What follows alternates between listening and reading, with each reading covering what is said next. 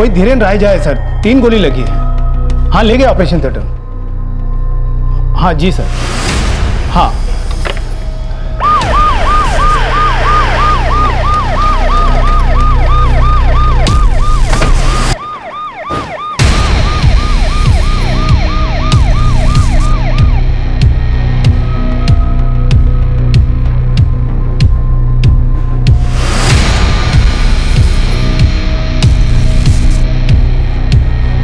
Sir, ये धीरेन राजा की पत्नी है, छाया राजा।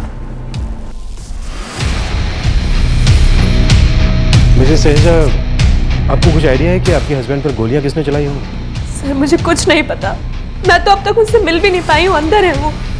इन्होंने ही फोन किया था मुझे कि गोली लगी है, हॉस्पिटल जा रहा हूँ। हॉस्पिटल क्यों जा रहे हो तुम? आपका कहने का मतलब है कि गोलियां लगने के बावजूद आपके हस्बैंड खुद ड्राइव करके यहाँ तक आए? सर इसके अलावा तो मुझे कुछ भी नहीं पता। सिस्टर, पेशेंट कैसे? अभी कुछ कहना मुश्किल है, एक गोली तो हमने निकाल दी है। एक्सक्यूज मी, मुझे ब्लड लेने जाना।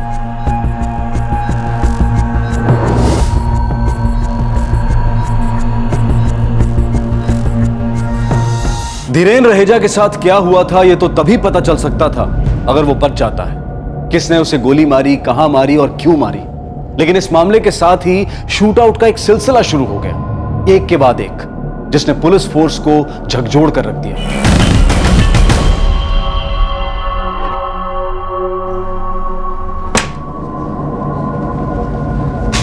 डॉक्टर साहब कैसे हो?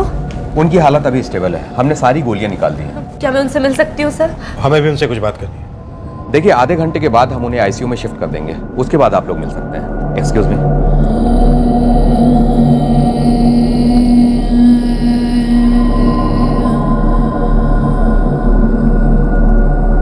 आपका कहना है कि 3 गोलियां लगने के बावजूद आप खुद ड्राइव करके हॉस्पिटल तक पहुंचे?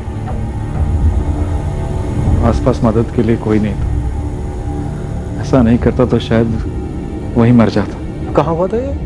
पीडी क्लब में। PD club? पास में ही है, कोई 15 मिनट की दूरी।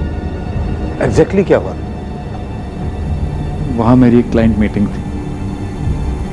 मैं एक सॉफ्टवेयर कंपनी में मार्केटिंग हेड हूँ। मैंने करीब 9:30 बजे के आसपास अपनी मीटिंग फिनिश की और फिर पार्किंग में अपनी गाड़ी की तरफ जाने लगा था।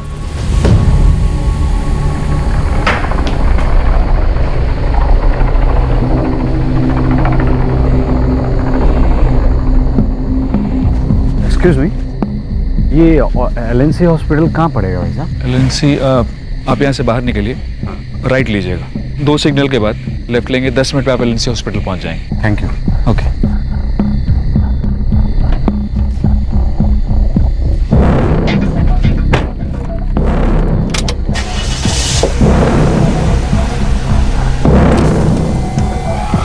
भाई साहब, ये एलएनसी हॉस्पिटल कैसे जाए?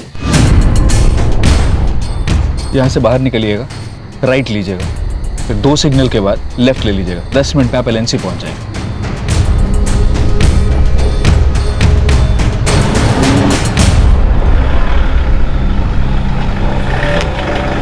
भाई साहब, मुझे एलएनसी हॉस्पिटल जाना है, क्या आप रास्ता बता देंगे?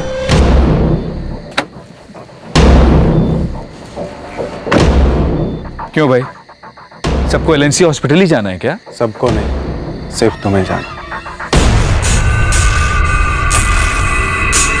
अरे हेल्प! हेल्प! पकड़ो, वहां पकड़ो! अरे पकड़ो!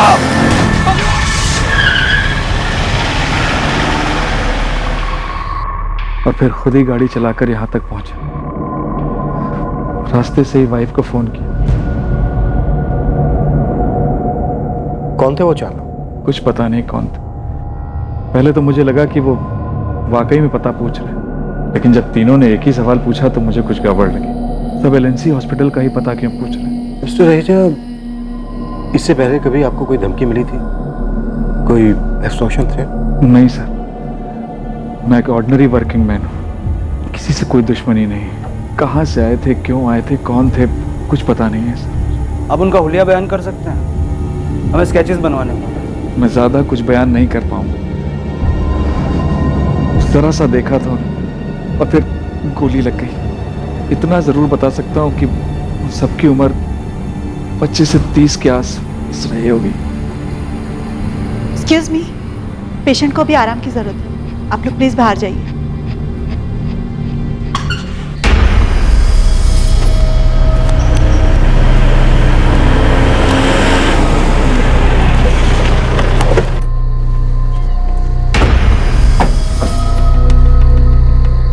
हमने कोई सफाई या छेड़छाड़ नहीं की, सब कुछ वैसा ही है, क्योंकि हमें पता था इन्वेस्टिगेशन होगी। आपके क्लब में सिक्योरिटी है? साहब, मेरी ड्यूटी मेन गेट पे थी, ये सब इधर हुआ।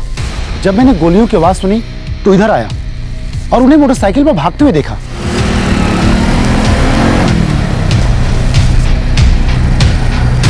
हालांकि वो चारों मेरे सामने से निकले, पर मैं उन्हें ठीक से देख नहीं पाया। मोटरसाइकिल बिल्कुल मेरे सामने से निकल गई। जब वो क्लब में अंदर आए होंगे तब तो देखा होगा उन्हें? नहीं साहब, मैंने उन्हें आते हुए नहीं देखा। आपके यहाँ सर्विलेंस कैमरा लगे? अंदर इंस्टॉल हो गए हैं, लेकिन बाहर अभी बाकी है। एक भी सुराग नहीं। इस तरह से शूटर्स को पहचानना बहुत मुश्किल हो जाएगा। चीयर्स, काम हो गया है। एकदम सही जगह पे लगा निशाना, मस्त। चलो, दूसरे निशाने का टाइम आ गया।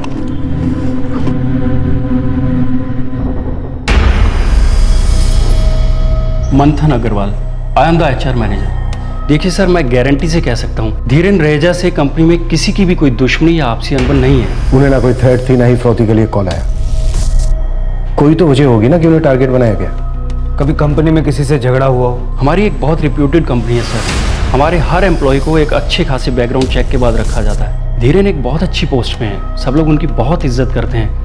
कंपनी में किसी से कोई भी दुश्मनी का ऐसा सवाल ही पैदा नहीं होता कि उन पर जानलेवा हमला किया जा सके। जान जाते जाते बची है उनकी। आई नो सर, बट मेरी समझ से बाहर है ये। क्यों चार आदमी बिना किसी वजह, बिना किसी मकसद के किसी आदमी पर 3 गोलियां डालते? सर, मैं इन्फॉर्मर्स को एक्टिव करता हूँ, हो सकता है किसी गैंग का हाथ। लेकिन क्यों हमला किया? क्यों? सवाल ये। हाँ बेटा हाँ, तुम्हारी माँ ठीक है। अरे वो सो रही है, तुम चिंता मत करो और अपनी पढ़ाई पे ध्यान दो। मैं हूं ना यहाँ पे। हाँ हाँ, मैं रिसेप्शन पे सो जाऊंगा। अरे हाँ बेटा हाँ, मैंने डिनर ले लिया है, ठीक है? ओके। चल चल चल, कोई आए उससे पहले भागना होगा। चल चल चल चल चल।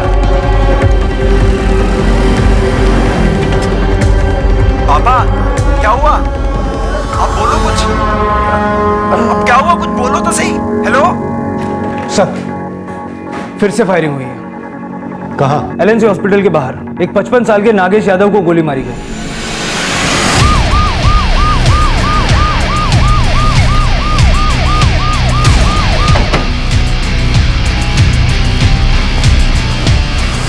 वो बच गया साहब, अभी कहाँ है? ICU 2 में।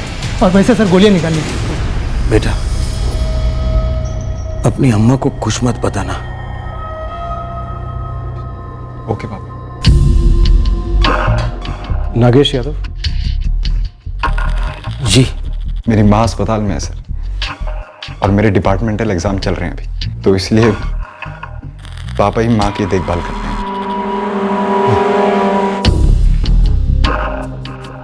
आप पर गोलियां किसने चलाई? मालूम नहीं सर, मैं अपने बेटे से फोन पे बात कर रहा था, अपनी कार के पास पहुंचा ही था कि अचानक किसी ने फायरिंग शुरू कर दी। मैं नीचे गिर पड़ा, मैं उन लोगों को देख नहीं पाया सर। ये जो फायरिंग आपके ऊपर की गई, ये हॉस्पिटल के मेन गेट के अंदर से की गई या फिर बाहर से? पता नहीं सर, मैंने सिर्फ बाइक्स की आवाज सुनी।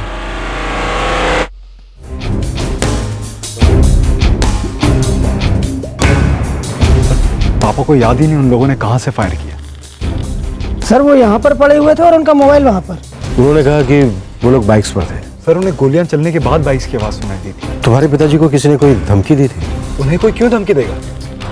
मेरे पापा इंश्योरेंस कंपनी में काम करते हैं, उनकी किसी के साथ क्या दुश्मनी होगी? फिर भी कुछ लोग तो थे जिन्होंने गोलियां चलाई। क्यों? धीरेन को लगी हुई 3 बुलेट्स हैं और नागेश को लगी हुई 2, और सबकी सब सेम है। सर, सेम गैंग के 4 लोग भी। धीरेन से उन्होंने LNC हॉस्पिटल का रास्ता पूछा और नागेश को LNC हॉस्पिटल के ठीक सामने गोली मार दी। इनके बीच कोई कनेक्शन तो नहीं? कनेक्शन? आप कहना क्या चाह रहे हैं? इन दोनों शूटआउट्स के बीच एलएनसी हॉस्पिटल कॉमन। पहले शूट किया गया, फिर उनको हॉस्पिटल लेकर आए। जाहिर सी बात है कि किसी भी घायल को हॉस्पिटल ही लेकर आया जाता है, और एलएनसी इस एरिया का सबसे फेमस हॉस्पिटल है, इसलिए उनको यहां लेकर आए।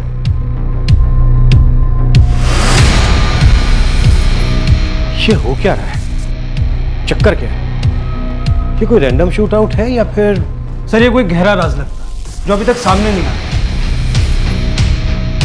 कहीं ना कोई सुराग मिलना तो चाहिए।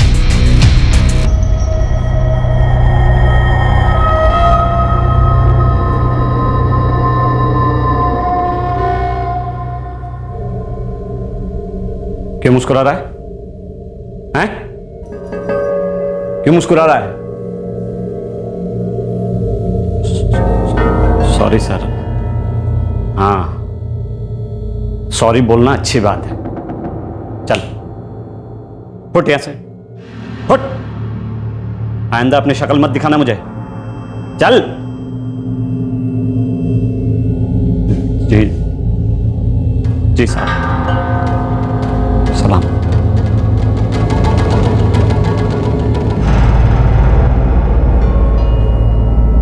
क्या है? क्या कर रहे हो? खुद से ही बातें कर रहे हो? चल जा, अंदर जा। क्या हो क्या गया है तुम्हें? जब तुझे बोल रहा हूं अंदर जाके सो जा, बात क्यों नहीं सुनती मेरी? जानती नहीं मुझे? जा!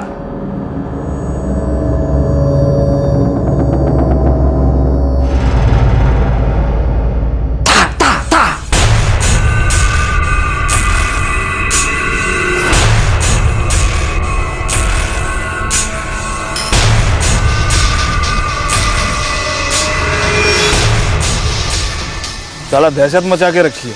बाइक पे आते दाएं दाएं गोली बरसाते और निकल लेते हैं। हमने तो सुना है भाई, जो सामने पड़े ये उसी को गोली मार देते। अरे जीना मुश्किल हो गया है, पुलिस के हत्थे भी कुछ नहीं चढ़ रहा। निशाने पे लग रही है गोली, फटे गई ये सब। अरे हाँ रेखा, हाथ संभाल कर आऊंगा। अब उनके डर से मैं काम करना छोड़ तो नहीं सकता ना। मैंने न्यूज में पढ़ा था, वो लोग ऐवी गोली चला देते हैं, किसी को भी गोली मार रहे हैं। हाँ, अगली गोली मुझे ही लगने वाली है। देखो मुझे जाने दो।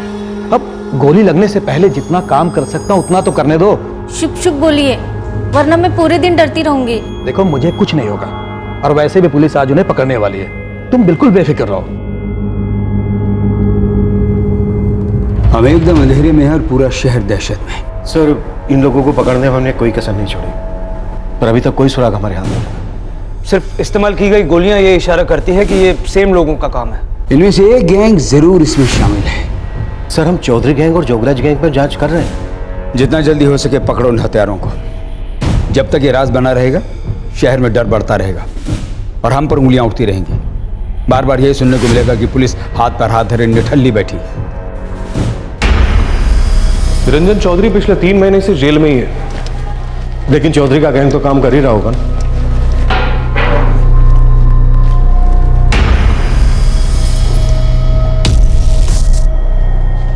चौधरी, एक सच बताना, ये जो शूट आउट्स हो रहे हैं ये तेरे गैंग के करतूत? साहब जी, ना कोई धमकी ना फिरौती, ढेला भी नहीं। हमारा गैंग ऐसे फालतू काम ना करता। जब पैसे ही नहीं तो गोली क्यों कर बर्बाद करें? तो फिर क्या ये जोगराज गैंग का काम? मन नहीं लगता साहब जी, कोई पेशेवर बिन पैसे के गोली क्यों चलाएगा? बेमतलब गोलीबारी। क्या ये गोलीबारी सही में बेमतलब हो रही थी, बिना किसी वजह के हो रही थी? पुलिस इसका सुराग ढूंढने में एड़ी चोटी एक कर चुकी थी, लेकिन कुछ भी सामने नहीं आ रहा था। एक सिरा भी हाथ नहीं लग रहा था जो शूटआउट्स के मकसद तक पहुंचा सके, और शूटआउट्स रुकने का नाम ही नहीं ले रहे थे।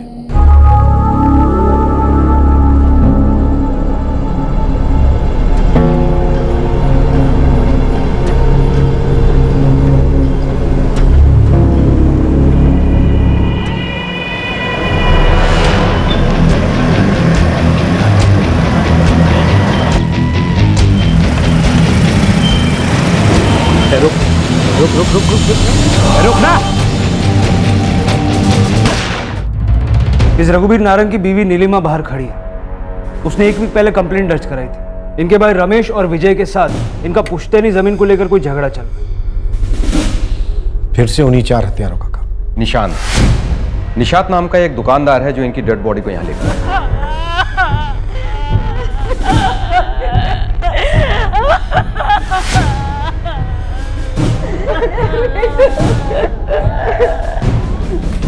पहले तो हफ्तों पहले कहा था कि मेरे देवर इनकी जान लेना चाहते हैं, लेकिन आप लोगों ने कुछ नहीं किया। मैं गया था सर, और मैंने विजय और रमेश को वार्न भी किया था कि रघुवीर जी से दूर रहें। फिर भी तो उन्होंने इनकी जान ले ली। मैंने ठीक से देखा नहीं सर, वो लोग मोटरसाइकिल पर थे। 2 मोटरसाइकिल? जी साहब। इन दोनों मोटरसाइकिल का रजिस्ट्रेशन नंबर देख पाए थे आप? नहीं सर, काफ़ी दूर थे वो। जब गोलियों की आवाज़ सुनकर मैं वहाँ पहुँचा तब वो निकल रहे थे, लेकिन मोटरसाइकिल वाले रमेश और विजय नहीं थे, ये पक्की बात है। उन्हें मैं जानता हूँ सर। लेकिन उन्होंने ही मेरे पति की जान ली है।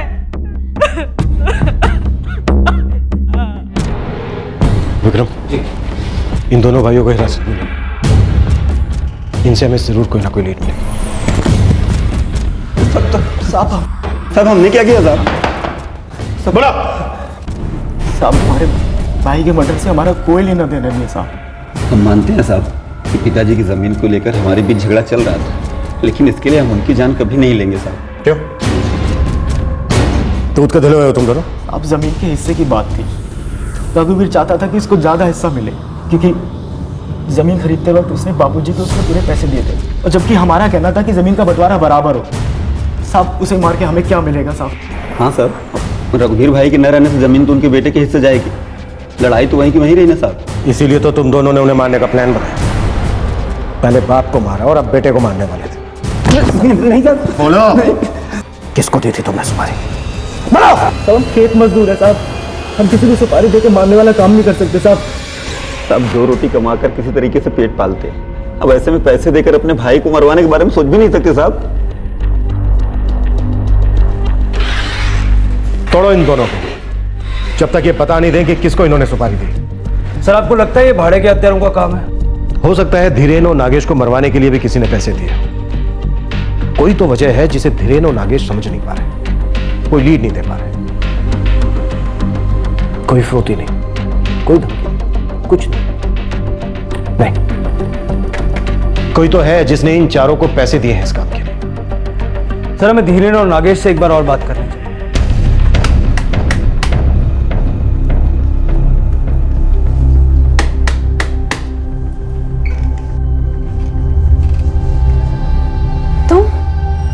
इतनी रात को? पता चला तेरे बाबूजी पटना गए, इसलिए मैं आ गया।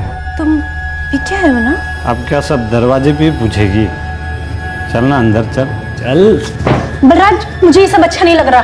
तुमने पी रखी है? पर मुझे तो अच्छा लगता है ना विनीता। तुम ऐसे यहाँ कभी मत आया करो बलराज। क्या क्या बोली तू? क्या बोल रही है मेरी जान? थाने में शिकायत करेगी? मैं आऊंगा, जा करना शिकायत, जा करना। विनीता, तू ना मुझे बहुत अच्छी लगती है। मैं आपसे पहले भी कह चुका हूं कि मेरा किसी से कोई झगड़ा नहीं है। मुझ पर गोलियां कोई क्यों चलाएगा? इम्पॉसिबल। मेरी तो किसी से दुश्मनी भी नहीं। मिस्टर रहेजा, 3 लोग आपके पास आते हैं और तीनों ही आपसे एलएनसी हॉस्पिटल का रास्ता पूछते हैं। फिर उसमें से एक आपसे कहता है कि आपको एलएनसी हॉस्पिटल जाना है। सबको एलएनसी हॉस्पिटल ही जाना है क्या? सबको नहीं, सिर्फ तुम्हें जाना। सर, मेरा कोई फैमिली डिस्प्यूट भी नहीं है, ऑफिस में कोई झगड़ा भी नहीं।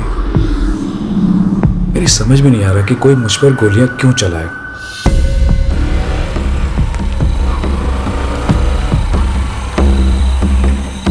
सलाम सर। साहब, जितना हो सकता था सब खोल डाला।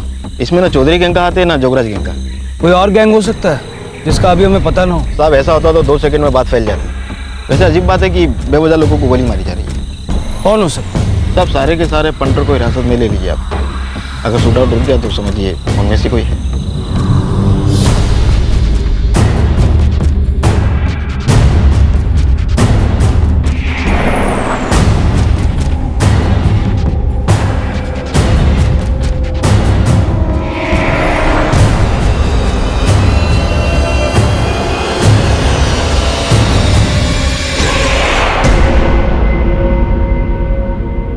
जी नहीं सर, मेरी किसी से कोई दुश्मनी नहीं। मुझे नहीं लगता कि कोई मुझे मारने की सुपारी देगा। कोई पुरानी दुश्मनी?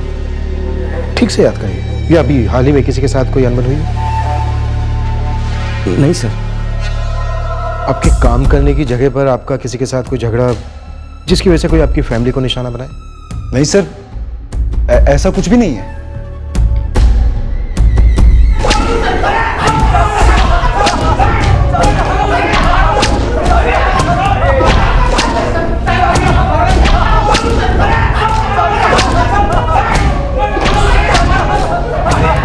साहब मेरी बच्चों की कसम साहब, आपने कुछ नहीं किया साहब। हम सच कहते थे, हमने किसी को सुपारी नहीं दिया साहब। एक बार फिर से सोच लो, अगर झूठ बोला ना तो इधर ही नरक के दर्शन करा दूंगा। साहब हम सच कह रहे हैं साहब, आप हमारी बात सुनिए साहब। सर, हर हिस्ट्री शीटर से, हर मर्डर की कोशिश करने वाले से, गोली बेचने वाले तक से पूछताछ कर, किसी को भी अंदाजा नहीं है कि शूटर कौन हो सकता। तो फिर ये है कौन?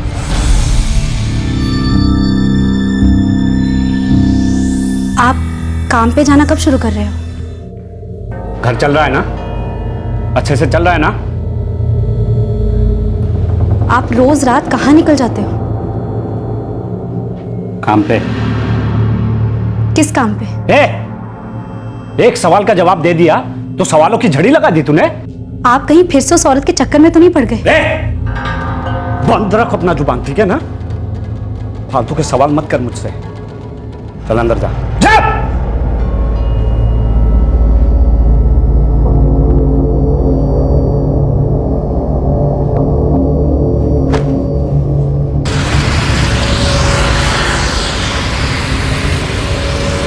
साला चैन से घर में चाय भी पीने को नहीं मिलता है। लगता है भाभी जी को पता चल गया, अब भी तेरा वहाँ पे लफड़ा चालू है। अरे नहीं बे, अगर भाभी जी को पता चल जाता ना तो बल्लाज को घर पे ही गोली मार देती। पता चले तो चले, क्या फर्क पड़ता है? और सुन, हम उनमें से नहीं है जिनकी अपनी बीवी से फटती हो।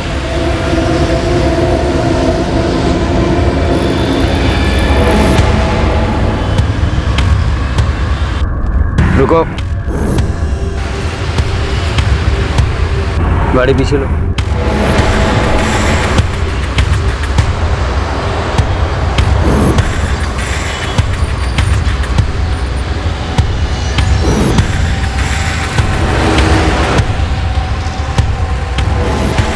नमस्ते साहब। सब ठीक ठाक है? जी हाँ साहब, सब ठीक है। बीवी बच्चे कैसे हैं? वो भी ठीक है सर। रख लो।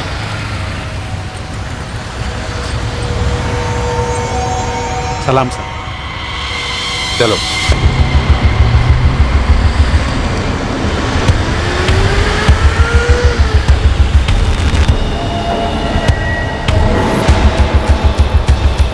आज रात को कुछ करना है।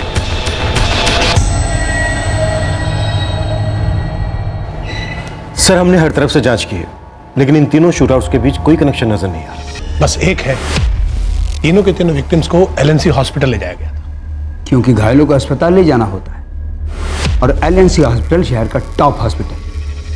3 शूटआउट्स, 2 लोग बचे, 1 मरा और हत्यारों का अभी तक कोई सुराग नहीं। हथियारे भाड़े पर लिए गए हो ऐसा लगता तो नहीं है सर? समझ में नहीं आ रहा, ना कोई धमकी, ना कोई फिरौती।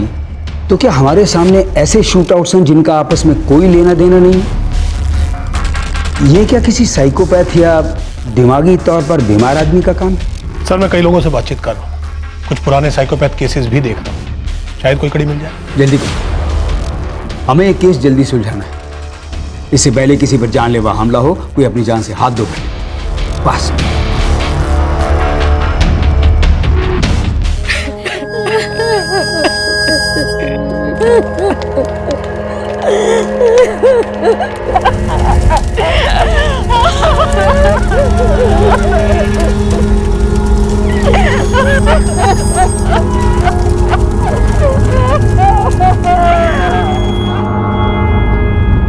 गुलशन बोल रहा है 1.25 लाख रुपए। तुमने हिसाब लगाया था ना, 1.25 लाख रुपए बन रहा था। हाँ विक्रम, मैंने हिसाब लगाया था। मैंने वहाँ 1.5 साल काम किया है। अगर सारे इंसेंटिव जोड़ो तो 1.25 लाख ही बनता है। तो ठीक है ना, उसे 1.25 लाख ही देने होंगे।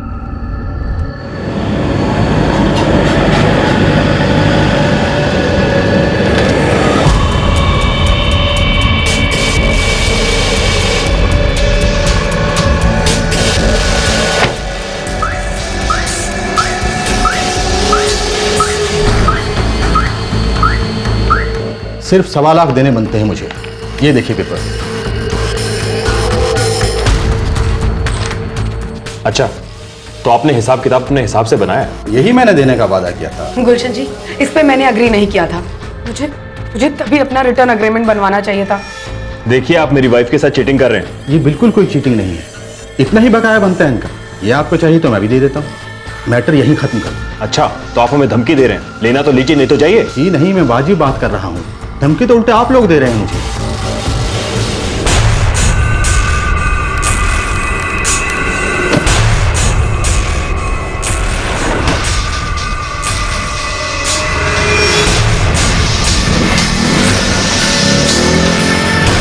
साहब, फैक्ट्री के बाहर गोली चली है।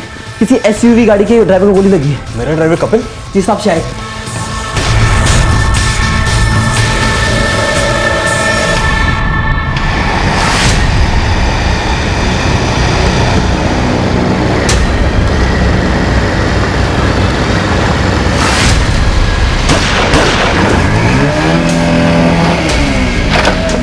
सर, 2 और शूटआउट्स हुए, एक फैक्ट्री के बाहर और एक बाईपास रोड।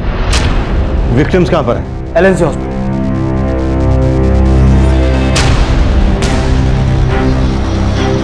जी, मैंने उन लोगों को नहीं देखा, लेकिन शायद वो 2 लोग थे। क्या वो बाइक पे भागे थे?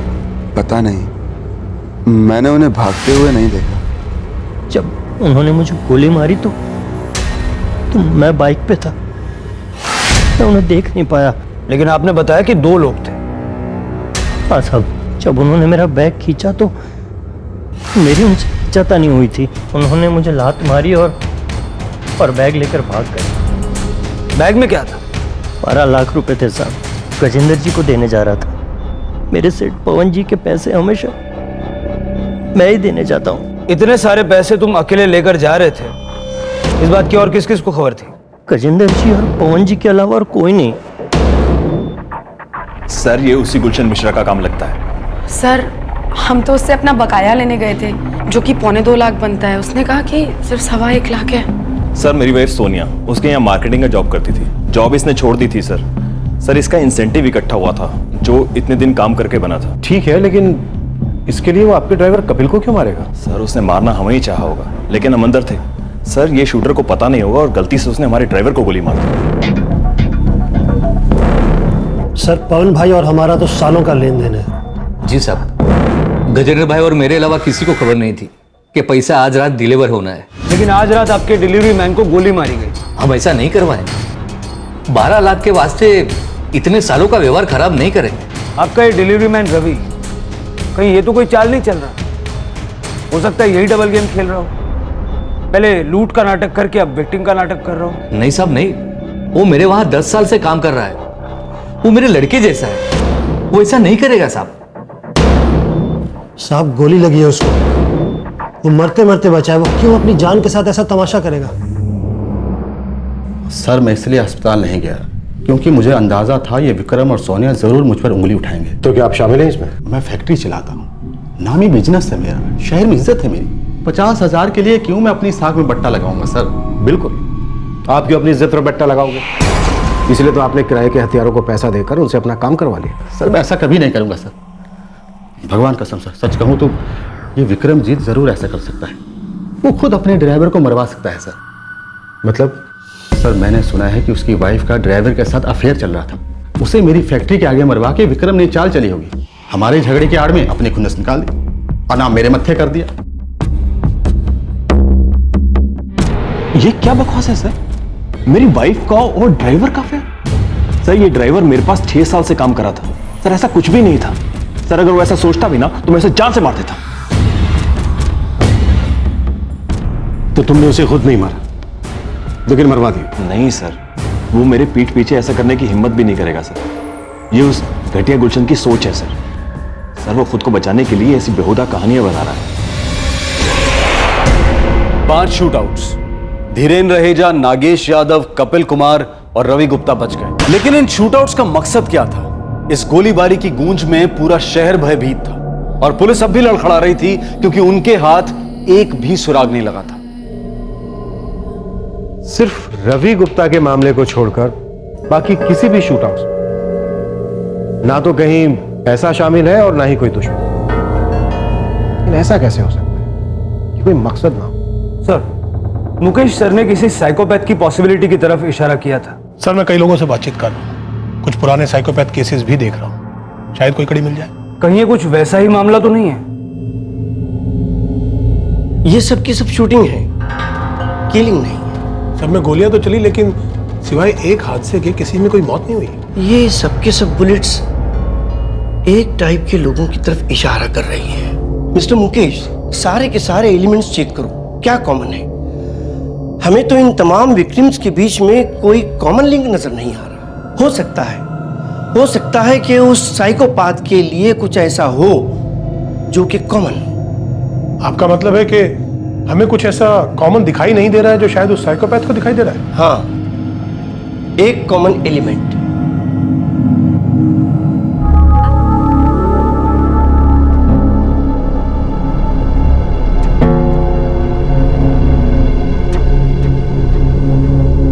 मंथन, यार तुम HR मैनेजर हो, क्या कोई है जिसने तुमसे मेरे खिलाफ कभी कोई कंप्लेंट की हो? नहीं धीरन, कभी किसी ने कोई कंप्लेंट नहीं की।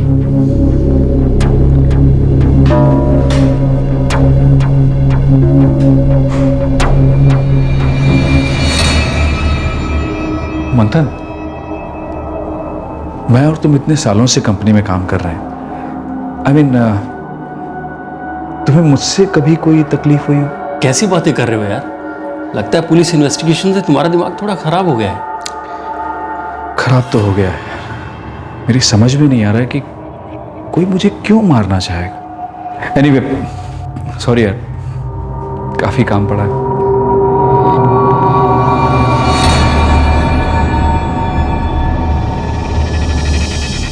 सर, अभी तो हमें यकीन होता जा रहा है कि ये जरूर किसी साइकोपैथ का काम। तुम्हारा मतलब ये चारों के चारों जो देखे गए दिमागी बीमार हैं? मतलब ये एक साइकोपैथिक गैंग है? हो सकता है सिर्फ इनका लीडर हो साइकोपैथ। या सर ये हो सकता है कि ये चारों के चारों किसी साइकोपैथ के प्यादे हो, किसी पागल की कठपुतली। क्या सर, अभी तक हमें इन 5 शूटआउट्स में कोई कॉमन लिंक नहीं मिला है। तो ढूंढो। हम इस तरह हाथ पर हाथ धरे नहीं बैठ सकते। इन पागलों को इस तरह गोलियां बरसाते रहने नहीं दे सकते। हमारी जवाबदेही, अगर इन्हें जल्द से जल्द नहीं पकड़ा गया तो बहुत से सवाल खड़े हो जाएंगे। सब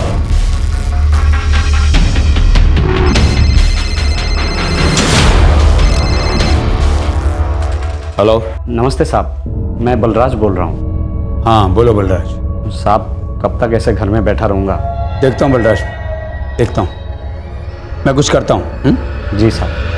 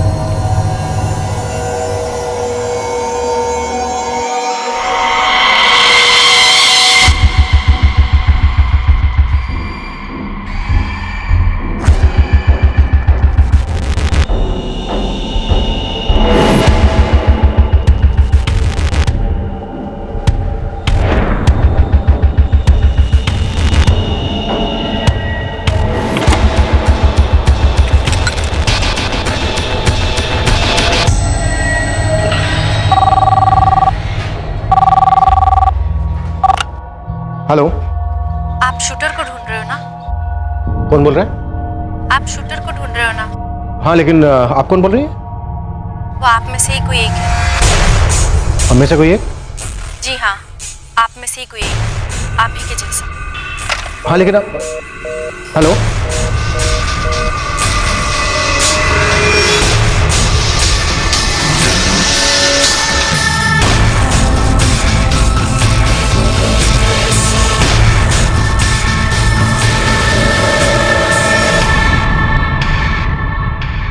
विक्रम, पता करो ये फोन कहां से आया, ट्रेस करो। सर हम में से कोई एक, मतलब क्या हुआ है?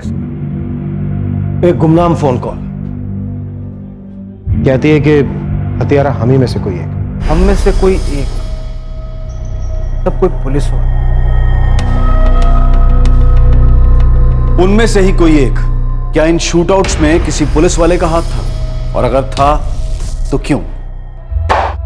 मेरे साथ बदतमीजी करने की कोई हिम्मत भी नहीं कर सकता है, समझे?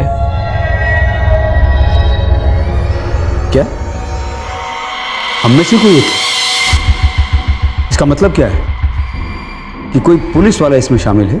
अरे तो इसी तरफ है सर, लेकिन सर ये भी हो सकता है कि हमें भटकाने की कोई चाल हो, किसी को ये लग गया हो कि अब हम उस तक पहुंचने ही वाले हैं। जो भी हो, मामले की तह तक जाओ। तो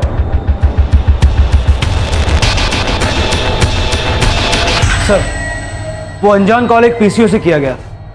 कहाँ है वो पीसीओ? बेदनपुर के पास है। मूव।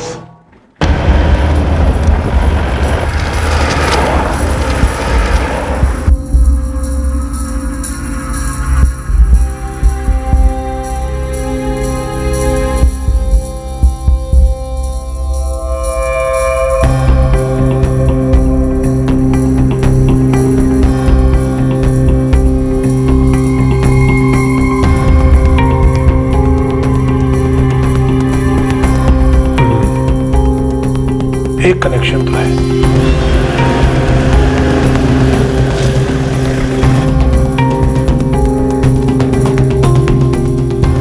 साहब मुझे बिल्कुल ख्याल नहीं आ रहा है। कोई 1:15 बजे की बात है, और अब नहीं साहब, मुझे तो बिल्कुल भी ख्याल नहीं आ रहा है कि कौन आया था, किसने फ़ोन किया था। मुझे कुछ भी याद आता है तो मैं आपको फ़ोन करके खबर करूँगा। इतना खुले में तुम्हारा पीसीओ है, ऐसा हो ही नहीं सकता कि तुम्हें पता ना हो औरत कौन थी। साहब अगर मुझे कुछ पता होता तो मैं आपसे क्यों छिपाता?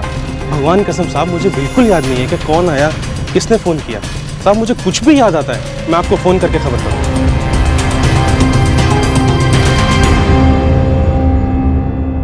इतने अच्छे लड़के देखे थे तेरे लिए, लेकिन न जाने क्यों तू इसी के चक्कर में पड़ गई।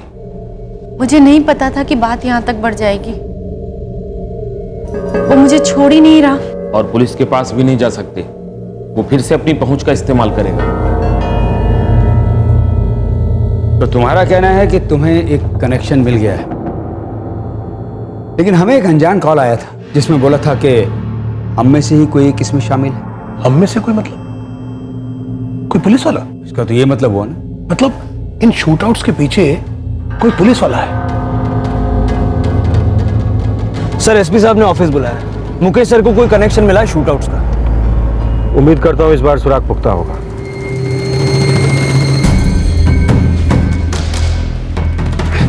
कजरी सुन, बहुत जल्दी ना मैं फिर से काम पे लग जाऊंगा। फिर देखना किसी की हिम्मत नहीं होगी मुझे बेइज्जत करने की।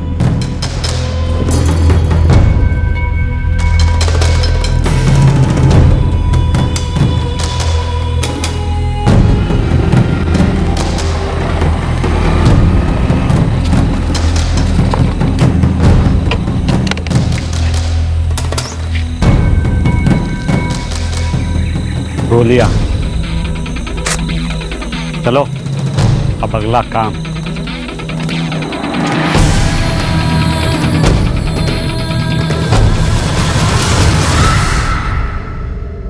धीरेन, नागेश, रघुबीर, कपिल और रवि, टोटल 5 शूटआउट्स। जख्मी हुए लेकिन बच गए। और इस केस में सर अब तक ना कोई धमकी मिली है और ना ही किसी फिरौती की मांग की गई। जैसा कि मैंने कहा था, ये किसी रेगुलर गैंग का काम नहीं लगता। लेकिन रवि गुप्ता के मामले में तो लूट भी हुई थी। वो एक्सेप्शन था। रवि और रघुबीर पैसे वाले नहीं थे, लेकिन बाकी सब लोग अमीर थे। लेकिन सर कपिल कुमार भी तो एक ड्राइवर है। जी, लेकिन अमीर लोगों का, विक्रमजीत और सोनिया का। इसमें कनेक्शन क्या है? सर धीरेन, जब उस पर हमला हुआ तो वो अपनी कार में था, एसयूवी। नागेश पर जब गोलियां चली तो वो अपनी कार के नजदीक था, वो भी थी एसयूवी। कपिल जो कि एक ड्राइवर है, उसके मालिकों के पास भी जो कार है वो भी है एसयूवी। अमीर लोग, लग्जरी कार्स। आपका इशारा किस तरफ? कोई ऐसा आदमी है जो अपनी खुन्नस निकाल रहा है इन अमीर लोगों पे। लेकिन सर एसयूवी सिर्फ 3 शूटआउट्स में थी, ये तो कॉमन कनेक्शन नहीं हुआ। हाँ, और बाकी के तो रघुवीर और रवि इस कनेक्शन में कहीं फिट नहीं होता। शूटर्स ने जानबूझकर इन्वेस्टिगेशन को भटकाने की कोशिश की है। तुम्हारे कहने का मतलब है कि किसी के दिमाग में ये बात घर कर गई है कि उसके साथ गलत हुआ है। वो अमीर लोगों पर, और खास तौर पर उन अमीर लोगों पर जिनके पास लग्जरी कार है, अपना गुस्सा उतार रहा है। जी। मतलब ये किसी दिमागी तौर पर बीमार आदमी का काम है। सर, सोचने वाली बात यह है कि क्या कोई डिस्टर्ब माइंड प्लान करके इन्वेस्टिगेशन को भटकाने के काबिल हो सकता है? हो सकता है। और वो जो फोन पर इशारा किया गया था कि हम में से ही एक है, मतलब कोई पुलिस वाला, मतलब कोई पुलिस वाला है जो अपना गुस्सा निकाल रहा है किसी चीज पर। हो सकता है, क्योंकि चौधरी और जोगराज गैंग में से किसी का भी इसमें हाथ नहीं है। मतलब इस हिसाब से कोई भी इनके निशाने पर हो सकता है बिना वजह। न जाने कितने लोगों के पास इस शहर में एसयूवी। इसी वजह से हम धीरेन्द्र रहेजा, नागेश यादव वगैरह के मामले में किसी मकसद को नहीं पहुंच पाए। ना कोई धमकी, ना किसी के साथ कोई दुश्मनी। रैंडम शूटआउट्स जिनका आपस में कोई लेना देना नहीं। जी सर, कोई पुलिस वाला है जिसे लगता है कि उसके साथ कुछ गलत हुआ है। अब हमें इसी दिशा में, इसी सुराग में अपनी जांच को आगे बढ़ाना होगा। और इससे पहले कि वो अगला हमला करे, हमें उसे तुरंत पकड़ना।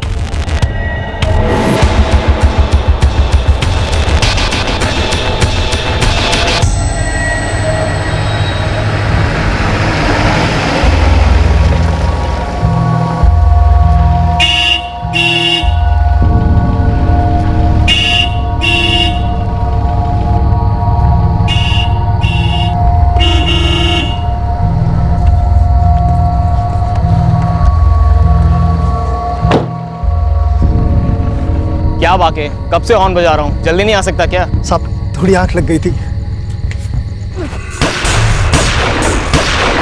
चल चल चल चल चल चल चल चल निकाल। साहब साहब साहब,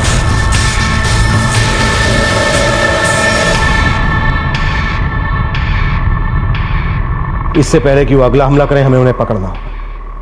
विक्रम, सारे पुलिस थानों में खबर कर दो। किसी भी पुलिस वाले का एसयूवी कार से जुड़ा दूर दूर तक कोई भी मामला हो, मुझे यहां टेबल पर चाहिए।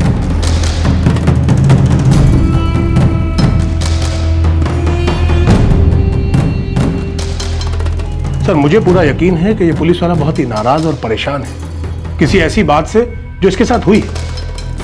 और सर, इसका संबंध किसी एसयूवी या और कार से भी हो सकता है।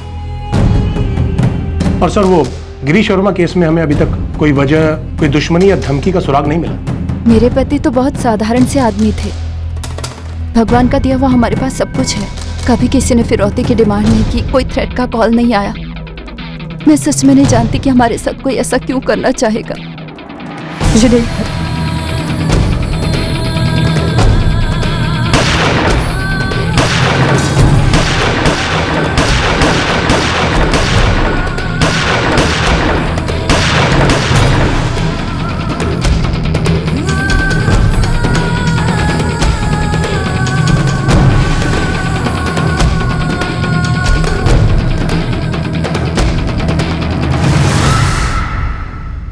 सर 19 शूटआउट्स हो चुके हैं। धीरेन्द्र रहेजा से ये सिलसिला शुरू हुआ था, और अभी तक हमारे पास कोई सुराग नहीं है कि इसके पीछे है कौन। गैंग्स के इन्वॉल्व होने की सारी पॉसिबिलिटीज चेक कर चुका हूं। हाँ, सिर्फ जोगराज अभी भी पहुंच से बाहर है।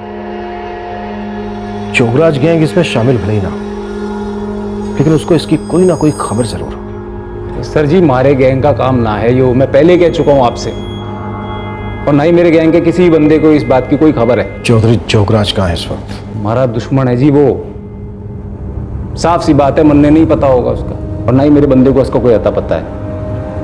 और अगर होता तो मुझे बड़ी खुशी होती वो आपको बताते हुए। इतनी अंधाधुंध गोलीबारी के बावजूद भी पुलिस अब तक किसी मुजरिम तक नहीं पहुंच पाई थी। बलराज और उसका गैंग खुलेआम घूम रहा था, और पुलिस की जांच के दायरे से अब भी वो बाहर था। अब पुलिस के सामने एक और जानकारी आई। क्या इस बार मिली जानकारी सही थी, किसी काम की थी? साहब, एक खबर है। क्या खबर? वो शूट आउट जिसमें लूट हुई थी। हाँ, रवि गुप्ता जो 12 लाख रुपए डिलीवर करने जा रहा था। साहब, वो काम मुन्ना सिंह और बिरजू सिंह ने किया था। जोगराज गैंग वाले मुन्ना और बिरजू? हाँ। कहाँ छुपे वो अभी? साहब वेदनपुर के पास एक लॉज में।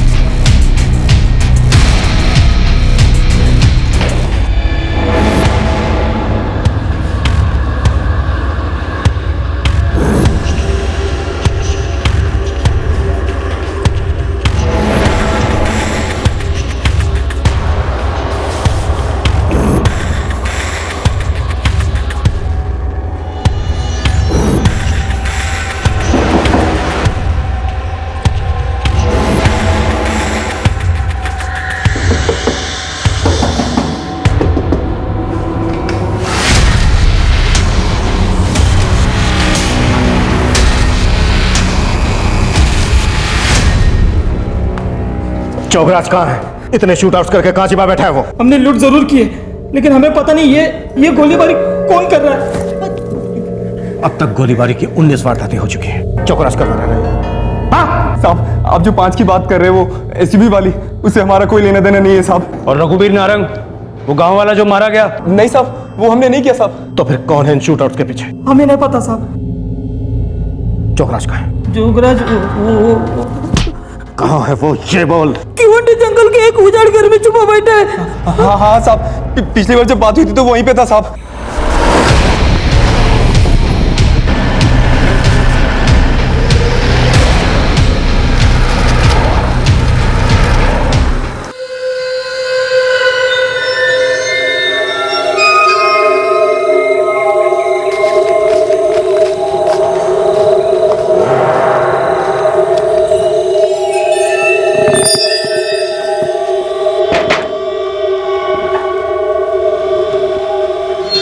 नमस्ते साहब।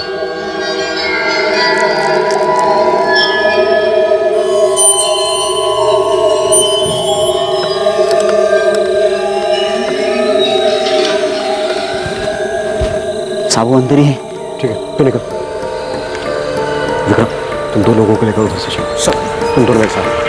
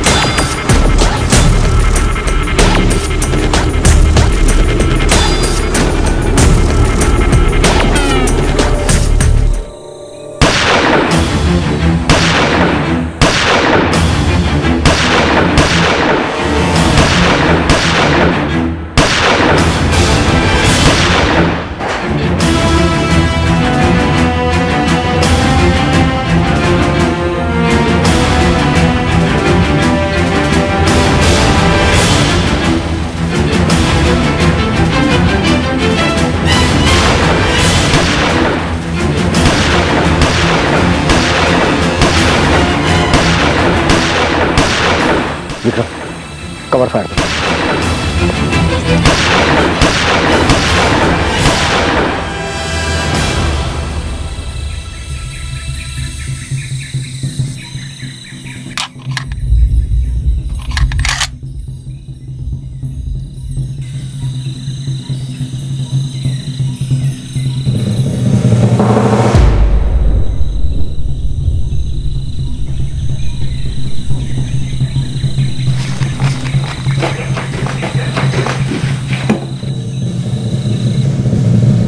पांचों शूटआउट्स सलाम गैंग ने किए। इससे पहले कभी सुना नहीं इस गैंग के बारे में। विक्रम, सारे हिस्ट्री शीटर्स को राउंड अप करो। कोई ना कोई जरूर जानता होगा इस गैंग के बारे में। लो, पढ़ लो। मुन्ना और बिरजू लॉकअप में है। चौधरी और उसका पूरा गैंग भी लगभग अंदर है। अब हमें टक्कर देने वाला कोई नहीं है। नहीं साहब, मैंने कभी किसी सलाम गैंग के बारे में नहीं सुना। सलाम गैंग, अपने इलाके के सारे हिस्ट्री शीटर्स को पकड़ लो, कोई ना कोई जरूर जानता होगा इस गैंग के बारे में। आगे से कान खुला रखूंगा साहब, लेकिन अभी तक कभी सुना नहीं इस गैंग के बारे में। जोगराज को उस गैंग के बारे में कैसे पता चला? बाकी किसी और को तो कुछ नहीं पता था। सर, उसने हम पर गोलियां चलानी शुरू कर दी। बचाव में हमने भी उस पर गोली चलाई जो उसे लग गई। मुझे उसी वक्त लग गया था कि इसकी जान कभी भी जा सकती है, इसलिए मैं बार बार उससे पूछता रहा कि इन शूटआउट्स के पीछे कौन है। बस सर वो इतना ही बोला कि सलाम गए। अजीब बात है। अच्छा, वो पुलिस वाले के शामिल होने की जो बात थी उसके बारे में कुछ पता चला?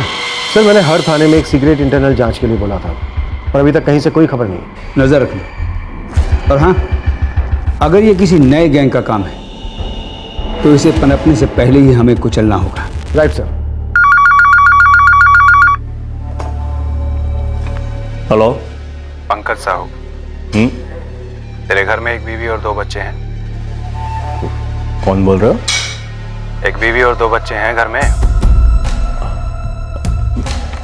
लेकिन तुम बोल कौन रहे हो? डर मत, अभी तक वो सही सलामत है। लेकिन तुम हो कौन? 25 लाख, 3 लोगों की कीमत कम ही लगा रहा हूँ। 25 लाख कोई ज्यादा मोटी रकम तो है नहीं तुम्हारे लिए। लेकिन पहले बताओ तुम हो कौन? 2 दिन का टाइम है तेरे पास, पैसे तैयार रखना। कहाँ देना है वो बाद में बताऊंगा। सलाम। Hello hello. क्या हुआ? कुछ नहीं, कुछ नहीं हुआ। पुलिस को इस गैंग के बारे में कुछ पता नहीं था, लेकिन यह नया गैंग अपना काम शुरू कर चुका था। साथ ही साथ पुलिस उस अनजान कॉलर से मिली जानकारी उनमें से ही कोई एक की दिशा में भी काम कर रही थी। अब इनमें से कौन सी लीड पुलिस को शहर में दहशत का नंगा नाच कर रहे अपराधियों तक ले जाएगी, ये तो वक्त ही बताने वाला था।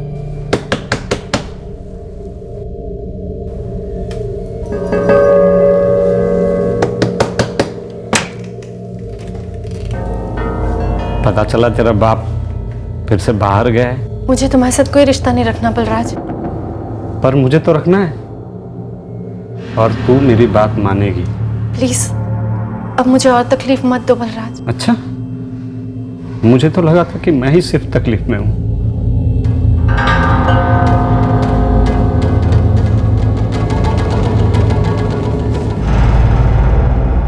क्या गलती थी मेरी? गलती क्या थी मेरी? हर कोई मुझसे छोटा है, समझ रही है ना तू? हर कोई मुझसे छोटा है।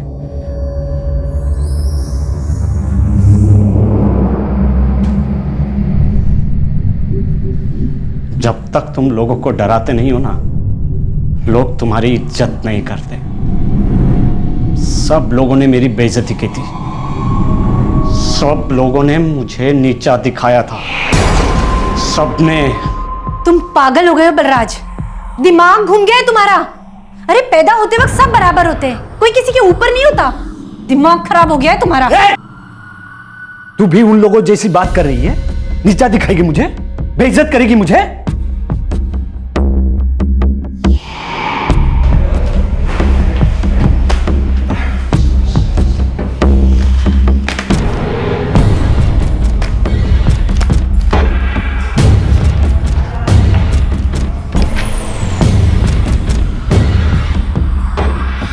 पिछले 1 साल से मुझे शादी का झांसा दे रहा है, जबरदस्ती करता है मेरे साथ, बलात्कार करता है मेरा।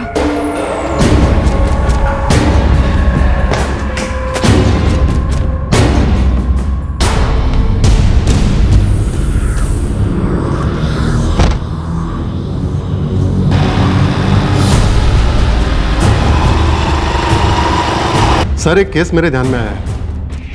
लगता है इससे हमें शूट आउट्स का कोई सुराग मिल जाए।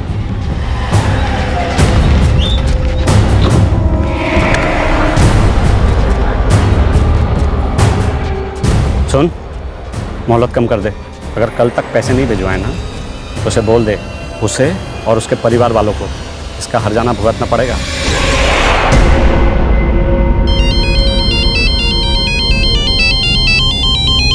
हाँ किशन बोल। साहब, एक बंदा है पंकज साहू, उसे फिरौती की धमकी मिली है। कौन है वो? वो किसी प्राइवेट कंपनी में अच्छी पोस्ट पे है। किसने दी है धमकी? सलाम गैंग। पंकज साहू, तेरे घर में एक बीवी और 2 बच्चे हैं, 25 लाख। 3 लोगों की कीमत कम ही लगा रहा हूँ। 25 लाख कोई ज़्यादा मोटी रकम तो है नहीं तुम्हारे लिए। 2 दिन का वक्त दे रहा हूँ, पैसे तैयार रखना। कहाँ देना है वो बाद में बताऊँगा। सलाम। वो वहाँ उस टेबल पर बैठा हुआ था। कौन था वो? ये पता नहीं, पहली बार देखा था। उसने अपनी बात सलाम के खत्म की। साहब किसने कॉल किया ये तो पता नहीं, लेकिन पंकज साहू कहाँ रहता है ये मालूम है। कहाँ रहता है? एड्रेस बोल।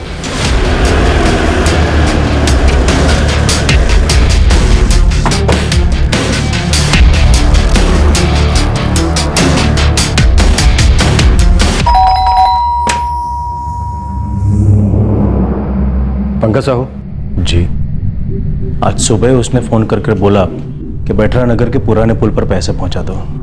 सर, दोनों कॉल्स अलग अलग नंबर से किए गए। हम फिरौती लेकर जाएंगे।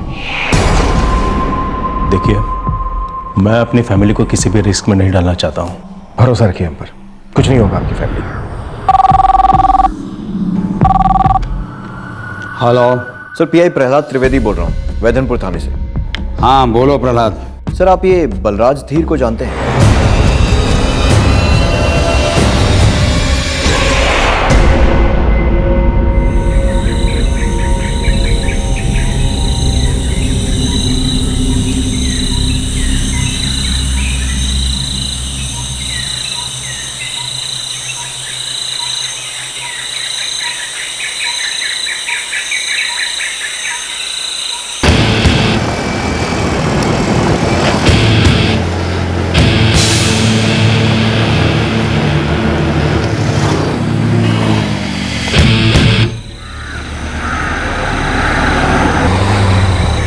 सब लोग अपनी पोजीशन पर, कभी भी आ सकते हैं वो। Okay sir.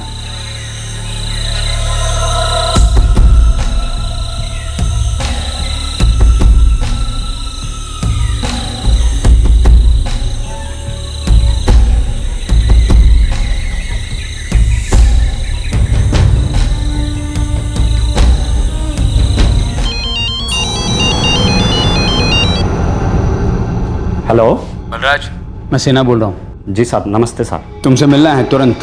कहाँ साहब? मेरे ऑफिस में। आपके ऑफिस में? हाँ। क्या बात है साहब? तुम आओ तो सही, फिर बताता हूँ।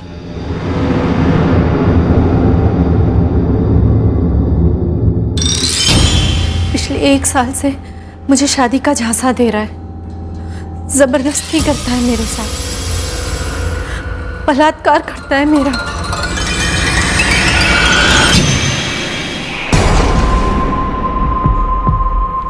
बलराज, विनीता ने इल्जाम लगाया है कि तुमने इसका शारीरिक शोषण किया। क्या गलत बोल रही है साहब ये? साहब मैं सच बोल रही हूँ। जब भी मेरे पिताजी बाहर जाते हैं, ये घर में घुस आता है, जबरदस्ती करता है मेरे साथ। गलत इल्जाम लगा रही है साहब। मुझे ब्लैकमेल करना चाहती है एक पुलिस वाले को। सर ये अन्याय है। पहले तो पूरा डिपार्टमेंट मेरे खिलाफ हो गया, मुझे नौकरी से बर्खास्त कर दिया, अब मेरा वारंट भी निकाल दिया। देखो बलराज, पूरा डिपार्टमेंट तुम्हारी उल्टी सीधी हरकतें जानता है। दारू पीकर ड्यूटी पर आते हो तुम। हर साल तुम्हारी रिपोर्ट में तुम्हारे लिए खराब रिमार्क ही लिखे मिलते हैं। सर सब मिले हुए हैं, हर कोई मेरी मिट्टी पलीत करना चाहता है। साहब मुझे बेइज्जत करना चाहते हैं क्योंकि मैं उनसे ऊंची जात का हूं और नीची पोस्ट में हूं, इसलिए हर कोई मुझे बेइज्जत करता है। नीचे ऐसा कुछ नहीं है, ये सब तुम्हारी गलत फहमी है बलराज। तुम्हारा जिस औरत के साथ चक्कर था, क्या तुमने उससे शादी का वादा किया था? देख, मेरा दिमाग मत खराब कर। पहले से ही मेरा दिमाग बहुत खराब हो रखा है। पहले तो मेरा डिपार्टमेंट मुझे जेल भेजता है और बेल के लिए नाक रगड़वाता है। तू भी चालू हो गई, तू भी उनसे मिली हुई है। तुम क्यों अपनी जिंदगी बर्बाद कर रहे हो और साथ ही साथ सबकी?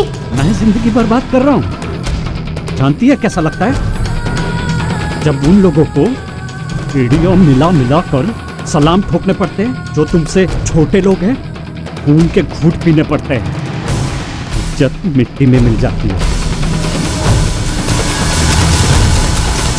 लेकिन देखना, एक दिन जरूर आएगा जब लोग मुझे भी सलाम ठोकेंगे।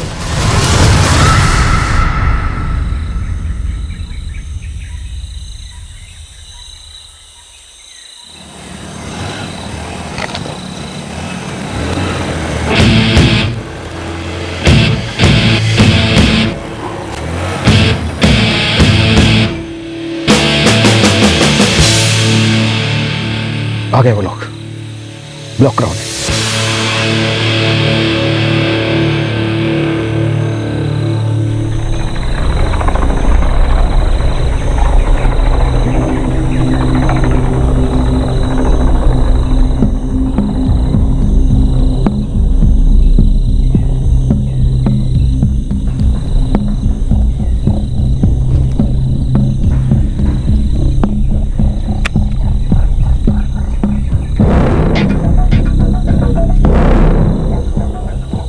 पूरे 25 हैं? जी, आप चाहे तो गिन लीजिए।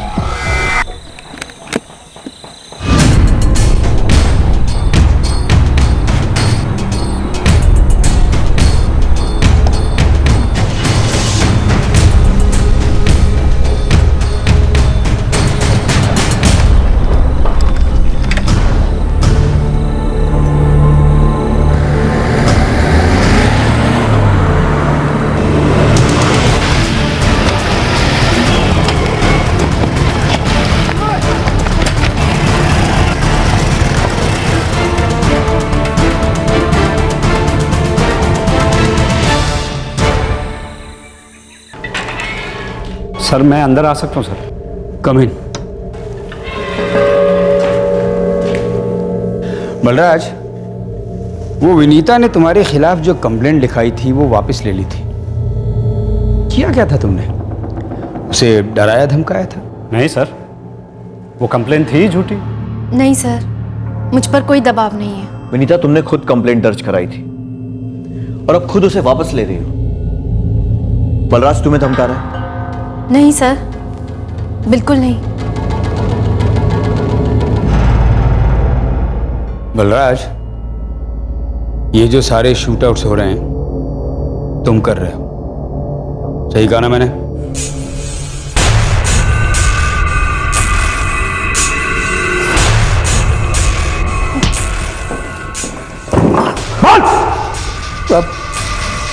बलराज धीर साहब। बलराज धीर, कांस्टेबल बलराज धीर। हाँ साहब। बलराज धीर, तो हम में से कोई एक का मतलब ये? बलराज को 4 महीने पहले ही सस्पेंड किया गया था सर। साहब मैं फ्रस्ट्रेट हो गया था बुरी तरीके से। तुम अपनी हरकतों की वजह से फ्रस्ट्रेट हो गए थे। तुम कभी अच्छे पुलिस वाले नहीं थे बलराज। सस्पेंड किए जाने के बाद तुम्हें दोबारा इसलिए नौकरी पर लिया गया था कि तुम्हें सुधरने का चांस देना था, लेकिन तुमने सब चांस गवा दिए और अब तो हद हो गई। तुमने अपना गैंग बना लिया, गोलियां बरसाना तुम्हारा शौक बन गया। इसमें मेरी कोई गलती नहीं है साहब, किसी ने मेरी एक नहीं सुनी। मैं कहीं गलत था ही नहीं साहब।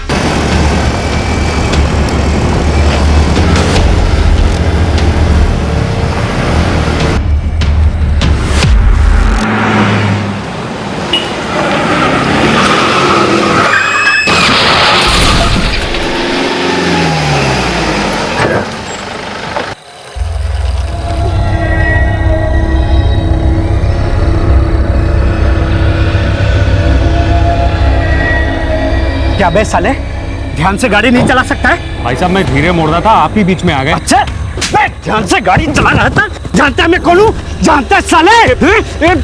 साले देखिए हाथ मेरा भी उठ सकता है, हाथ मत उठाना। अच्छा हाथ उठाएगा? उठाना बे, दिखाना साले, दिखा, उठा कर दिखा। अरे भाई साहब, बे साले, बे छोड़ो साले, पुलिस वाले पे हाथ उठा दे साले। पुलिस वाला होके हाथ उठाएगा? चल तेरी कंप्लेंट करता हूँ। अरे जाना कर ले। अरे देख लूंगा तुझे साले। मिल थाने में मिल। अबे फुट ले यहाँ से। अरे छोड़, गलती उसने किया और पकड़ मुझे रहे हो। अरे भाई झगड़ा छोड़ो, आपकी वाइफ को चोट लगी है, उसको अस्पताल लेकर जाइए। अरे ठीक है, नसीहत मत दे, चल जा।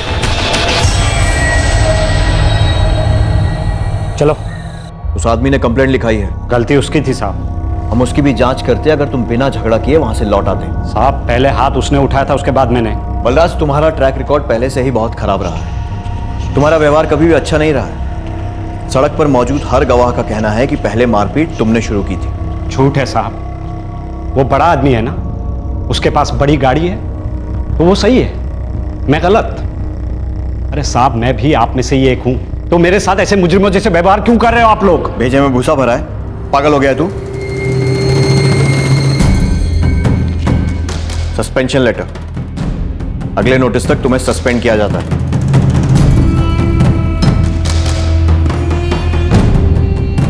अगले नोटिस तक तुम्हें सस्पेंड किया जाता है? बार बार मैं सस्पेंड किया जाता रहा हूं सर। क्योंकि तुमने गलतियां की बलराज। नहीं साहब, क्योंकि हर कोई मुझे बेइज्जत करना चाहता था, मुझे नीचा दिखाना चाहता था। साला अपने काम में भी कोई इज्जत नहीं है। हाँ, हम तो झेल लेते हैं, लेकिन बलराज तुझे पुलिस वाला होके भी क्या फायदा? हमेशा सस्पेंड ही रहता है। हाँ पता है मुझे। और सुन, हम सब जो है ना बहुत ऊंचे लोग हैं, बस एक ही प्रॉब्लम है, अपने पास रुपए नहीं है, बड़ी गाड़ियां नहीं है, रुतबा नहीं है, इसीलिए साला कोई भी हमारी इज्जत नहीं करता है। ये सब हो ना, सब लोग इज्जत करते हैं, सब सलाम ठोकते हैं, सलाम। वैसे मैं ठोकता हूँ अपने से ऊंचे पोस्ट वालों को, चाहे उनकी जात कितनी भी छोटी क्यों ना हो, उनकी औकात कितनी भी छोटी क्यों ना हो।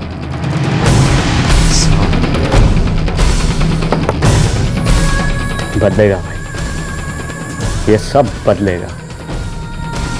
देखना एक दिन आएगा जब सब लोग हमारी इज्जत करेंगे, सलाम ठोकेंगे हम। और हम बस यही चाहते हैं ना कि सब हमारी इज्जत करें, तो क्या गलत है इसमें?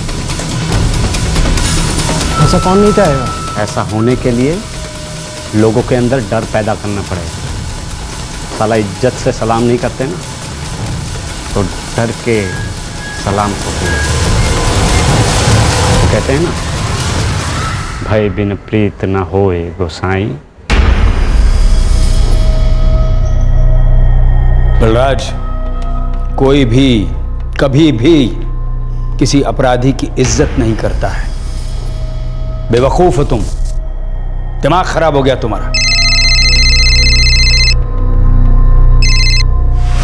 हेलो सर, ये बलराज आपके साथी है ना? हाँ, और यही है सलाम गैंग का लीडर। सर, उसके तीनों साथी हमारी हिरासत में हैं। उनके शूट आउट्स के बयान भी मिल गए।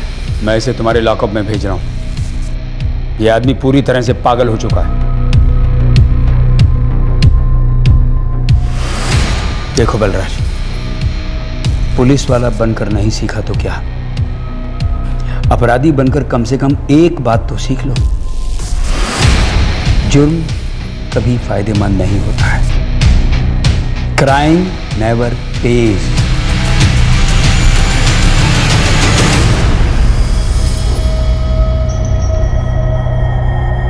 ये सब किस लिए किया तुमने? इज्जत पाने के लिए? क्या सोचा था कि ये सब करके इज्जत मिलेगी? लोगों को डरा धमका के उनसे पैसे हटने लगे, गोलियां बरसाने लगे। हम दोनों की जिंदगी बर्बाद कर दी तुमने।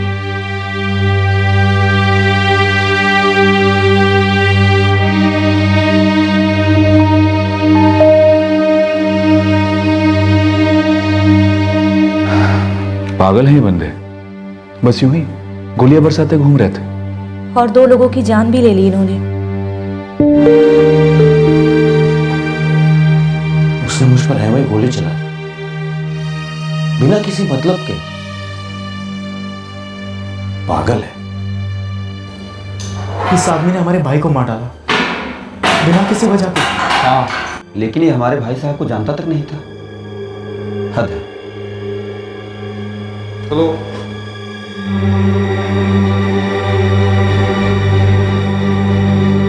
कपिल, उसने तुम पे ऐसे ही गोली चला दी बिना मतलब? हाँ, बाल बाल बच गया मैं। उस पागल आदमी ने 2 लोगों की जान ले ली।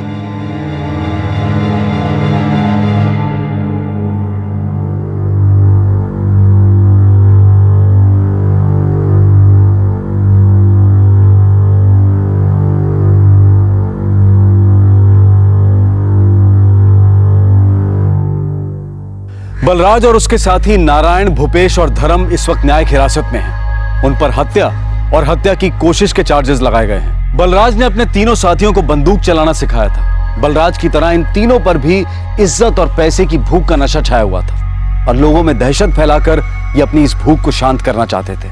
अक्सर इस बात का अंदाजा लगाना मुश्किल होता है कि किसका दिमाग किस बात पे घूम जाएगा, क्या बात होगी जो किसी को हताशा के दलदल में धकेल देगी। बलराज को अपने काम में सबसे बड़ी दिक्कत यह थी कि उसे लगता था कि वो ऊंची जाति में पैदा हुआ है तो उसे क्यों अपने से छोटी जात के लोगों को सलाम ठोकना पड़ता है। उसे कई बार उसके गलत व्यवहार के लिए चेतावनी दी जा चुकी थी, लेकिन किसी ने कभी यह नहीं सोचा था कि वो इज्जत पाने और लोगों में अपने दबदबे के लिए इतनी खतरनाक आपराधिक गतिविधियों में कूद पड़ेगा। इस केस में सबसे डरावनी बात यह थी कि डिस्टर्ब दिमाग किसी और का नहीं बल्कि एक पुलिस वाले का था। बंदूकों और बुलेट्स तक उसकी पहुंच थी।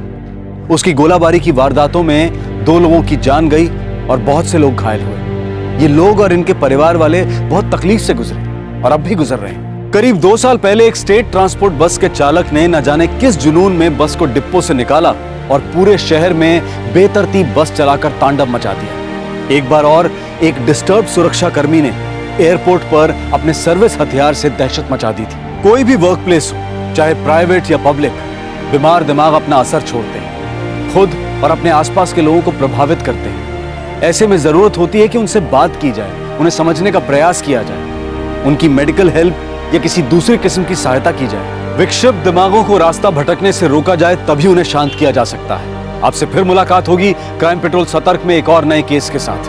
तब तक अपना ख्याल रखें, सुरक्षित रहें और याद रखें, सही वक्त सही कदम, सतर्क रहें। जय हिंद। इस तरह के और भी एपिसोड देखने के लिए हमारे चैनल को सब्सक्राइब करें और बेल आइकन दबाना ना भूलें।